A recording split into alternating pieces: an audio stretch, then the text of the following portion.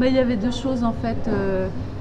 D'une part, la correspondance de mon grand-père qui était aviateur à la fin de la guerre de 14, qui est un document émouvant et voilà, très touchant, dont je m'étais dit, mais à titre tout à fait individuel, qu'un jour je ferai quelque chose.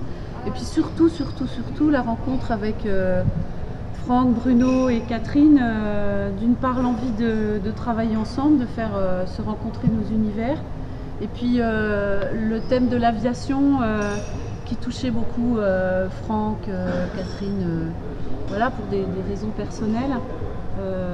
Voilà, cette communauté autour de cette thématique de l'avion et du vol, et puis l'envie de se rencontrer autour d'un projet artistique créatif, ça a été la base de ce projet-là.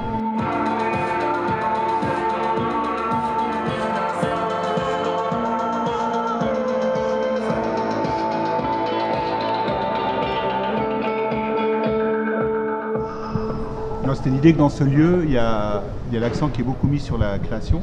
Oui. Et que du coup, on se dit que c'est bien aussi que nous, on puisse montrer un échange entre des musiciens dits classiques et des musiciens dits musique amplifiée, et que c'était intéressant de confronter les deux sur une idée de création. Et pour les élèves aussi, de leur montrer que les profs le font. Il y a pas que, on ne les incite pas seulement eux en tant qu'élèves, on le fait aussi.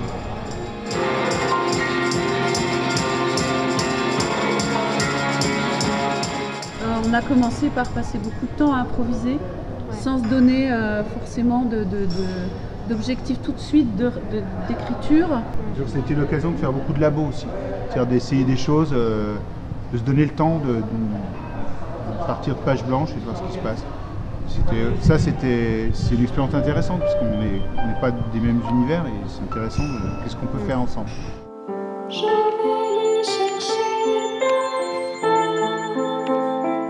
C'est pas de la répétition au sens où on a un répertoire qu'on doit répéter.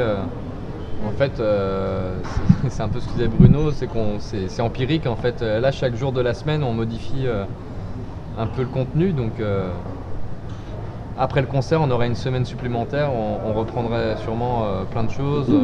On reverrait des parties.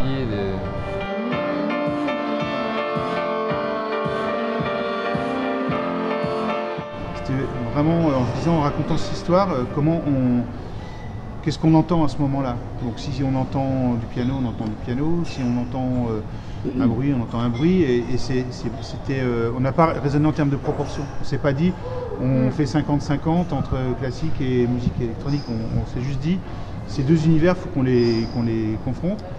Mais après, on n'a pas cherché à équilibrer, entre guillemets, les différents univers. En fait, on voudrait surtout qu'ils s'articulent, qu'ils soient logiques l'un par rapport à l'autre, enfin les uns par rapport aux autres.